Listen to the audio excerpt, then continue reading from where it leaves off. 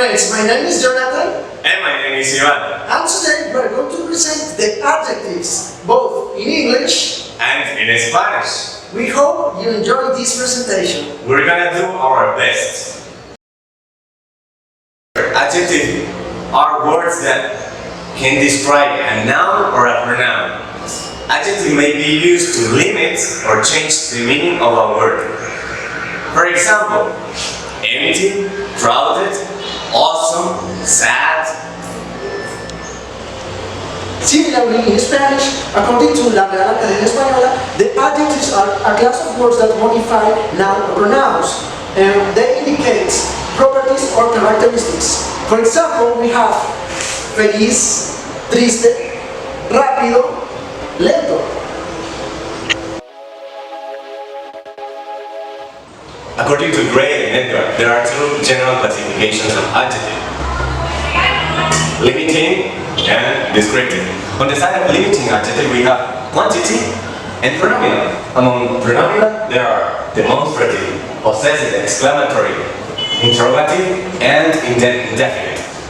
On this side, we have simple, compound, proper, and participle. Now we're going to explain those in a more detailed way.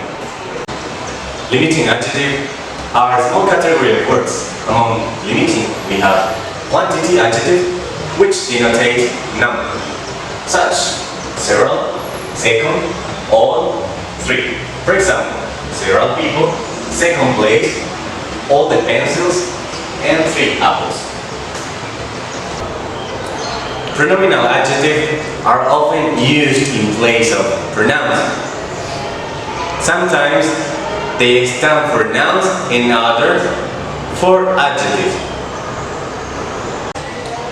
Among the pronominal group, we have demonstrative, which are adjectives used to modify nouns and talk about a specific place, thing, or person. In this category, we have this, that, these, and those, singular, plural. For example, this day is nice. That car. These animals are hungry. Those chairs. Possessive mean that they express possession and relationship. Among them we have my, your, it, his, their, and so on. For example, my work is good. Your sister is amazing. Her mother is loving. Like every adjective, these are used to modify and qualify nouns. In this case, interrogative adjective express and denotate questions. For that purpose, we have words such where, how, which, who, why, and so on. Some examples are: which shirt do I have to buy? What time is it? Now, regarding indefinite pronouns, they are words that describe a noun in a non-specific way. Some examples of those are whatever, whatsoever, and whichever, and so on. And for example, sentences like whatever cake you eat is fine. Whichever plane you take takes you there. Exclamatory adjectives show and have a force or emotion. They are very few, only two: what and such. What a wonderful flower. Such a beautiful sunset. Again, descriptive adjective is the largest category of all adjectives. Descriptive means that they express quality or attributes of an object. In this group, we have simple adjectives. They are only one word, and they pertain to a general class. We have terrible, great. Oh, those are terrible news. A creative mind is needed. In addition, compound adjectives are constructed with 2 or more adjectives. They are often hyphenated to avoid confusion. In here we have short-tempered, green-eyed, and so on. I have a friend that is short-tempered. Look at that green-eyed dog. As to proper adjective, we have to say that they are very few and they pertain to an exclusive class of nouns, such nationalities. So we have here Peruvian and Canadian. Peruvian food is very delicious. Yesterday I found a Canadian coin. Participle adjective and whether in ed or ing form. Among them we have exalting, proud, and so on. For instance, traveling is an exalting activity. A crowded transmillennium. Now, let's talk about the classification of the adjectives in Spanish.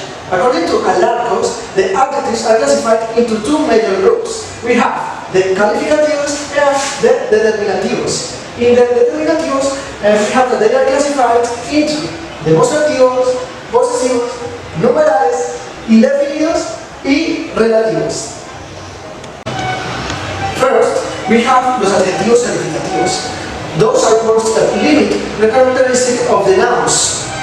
We found here that they are compounded by adjetivos simples or compuestos. The adjectives simples are just compounded by one word. As for example, rojo, red, viejo, old, bello, pretty. And los compuestos are composed by a particle and the noun, or another word and the noun. For example, prefijos sería extrovertido, sufijos con aldeano, prefijo sufijo multimillonario, and sustantivo adjetivo pelirrojo, and finally adjetivo con agridulce. Now we have the other classification, that is los adjetivos determinativos. They limit the extension and express a relationship of the noun. They could be demostrativos, posesivos, numerales, indefinidos, y relativos. First, we have los adjetivos demostrativos. These type of adjectives indicate a relationship of place between the subject and the object of the sentence. We have ese, esa, esos, esas, este, esta, estos, estas, aquel, aquella, aquellos y aquellas. For instance, esa flor es muy bonita. Aquella muchacha es mi profesora. Aquel chico es mi amigo. As to adjetivos posesivos, they are similar to English, with the difference that they must be in accordance with the noun. In Spanish, we have adjetivos tónicos y adjetivos átonos. The important ones here are the adjectives because they need to go together with the noun, whereas the others can replace the noun or they must go after the noun they describe. Talking about átonos, we have, for instance, tu niño es muy curioso, tus niños son muy curiosos in plural. Take note that all the words must be in accordance with each other, which is part of the Spanish language.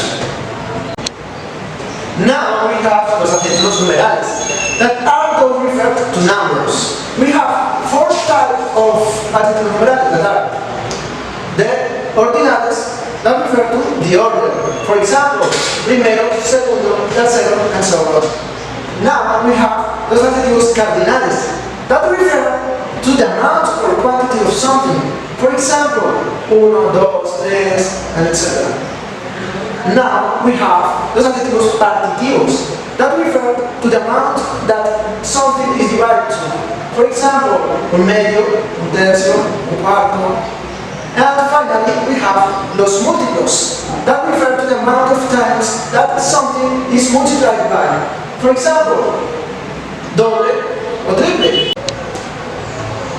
The adjetivos indefinidos don't define the exact amount of the stack of the object they describe.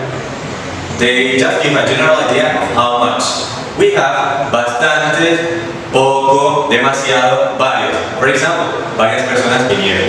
Eso es demasiado para ti. Finally, we have los adjetivos relativos. This type of adjectives introduce the relative clauses. Those are cuyo, cuya, cuyos, or cuyas. For example, we have Betty la fea, cuyo look es espantoso, es la presidente de Comoda. In English, the adjectives don't determine the number or the gender. But we do know that there are some exceptions in which some specific adjectives are exclusively to women. For example, beautiful or pregnant. And in terms of number, the only exception are the demonstrative adjectives. They have singular and plural form. For example, it's this and this. And that and those. In Spanish, adjective gender formation is simply done in the first case by changing the O by an A.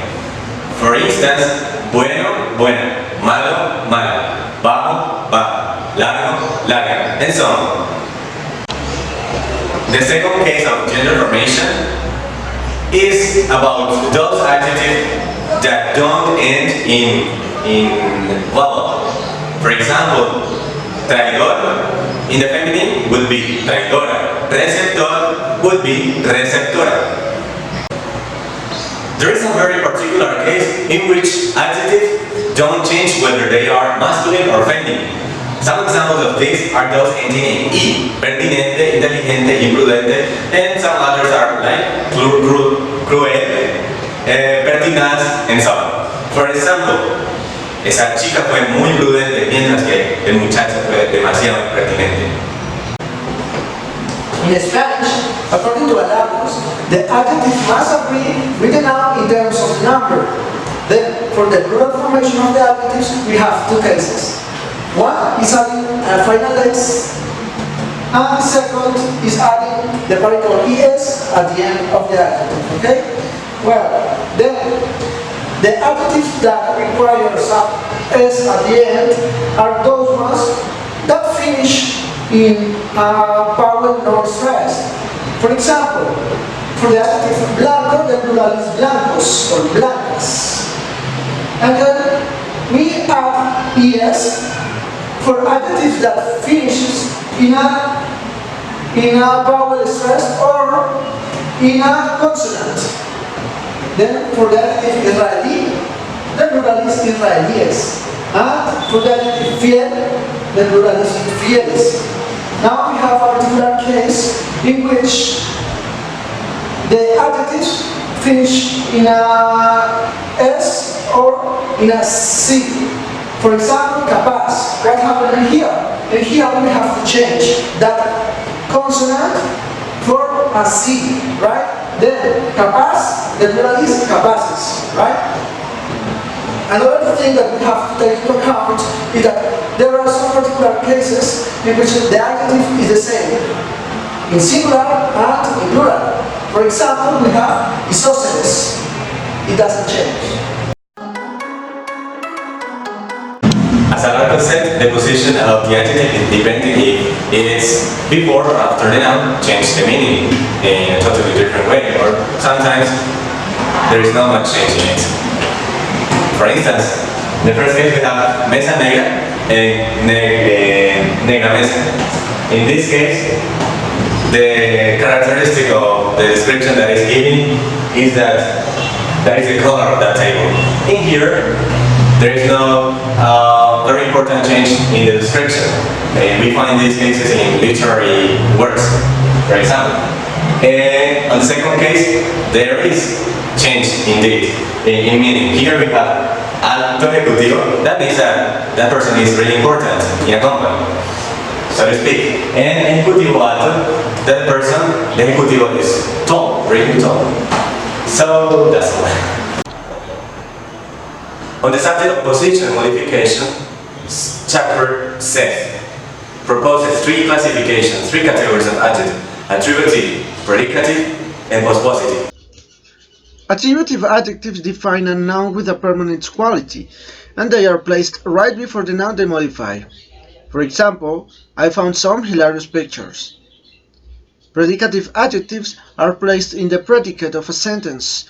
They are usually introduced after linking verbs. For example, most students are happy. Postpositive adjectives come after the noun they modify. For example, we have plenty of rooms available.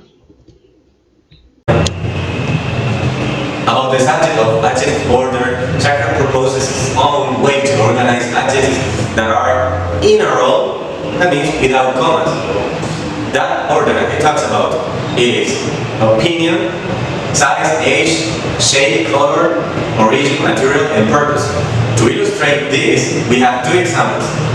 The first one being, she wants an outstanding, big, new red car.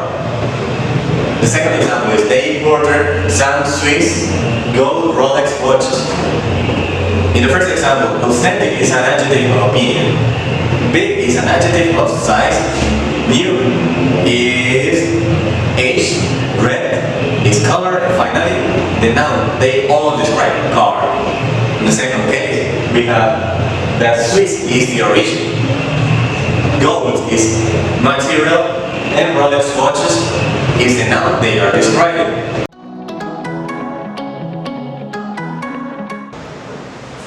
Adjetivos con apócope means that the final part of the adjective is suppressed to keep a phonological harmony. This is only applicable to neuter and masculine. Also, the adjective must go before the noun it describes. For instance, primero turns into primero, malo turns into malo. In Spanish, as well as in English, according to Adjectives, there are two degrees of comparison, that are the comparative or comparativo and the superlative or superlativo. The comparative degree expresses relationships of inferiority, superiority, and equality using a quantifier before the adjective. For example, mi pie es más grande que el tuyo. Luis es tan feliz como María. Patricia estudió menos que Beatriz. The superlative degree expresses the highest level of a determined characteristic using an adjective as a noun. For example, Daniel es el más flaco del grupo. Anderson es el más alto. In English, according to Thompson and Martinet, there are three degrees of comparison. There is the positive degree, that is the simple form of an adjective. There is the comparative degree, that represents an object as having more or less of a quality than another object. And there is the superlative degree, that represents an object as having the most of a quality. With short adjectives, we only add the particle er at the end of the adjective to form the comparative degree, or the particle est to form the superlative degree. We double the final consonant if it is preceded by one vowel, for example, in big, bigger, biggest. Now, the final consonant is not doubled if it is preceded by two vowels or another consonant, as it happens in weak, weaker, weakest. If the adjective ends in the vowel E, we only add the R for the comparative degree and the ST for the superlative degree, as it happens in large, larger, largest. Now, in the case of long adjectives, that are adjectives that have three or more syllables, we only use the words more or less before the adjective to make them comparative, or most or least to make them superlative. For example, the positive form of the adjective careful in comparative degree is more or less careful, and in superlative degree is most or least careful. Finally, there are some irregular adjectives that do not inflect their comparative and superlative form according to the normal patterns. For example, we have fun, bad, well, good, and far. Okay, my friends, we hope you enjoyed this video. We hope that it has been helpful to you. See you next time. Adios. Goodbye.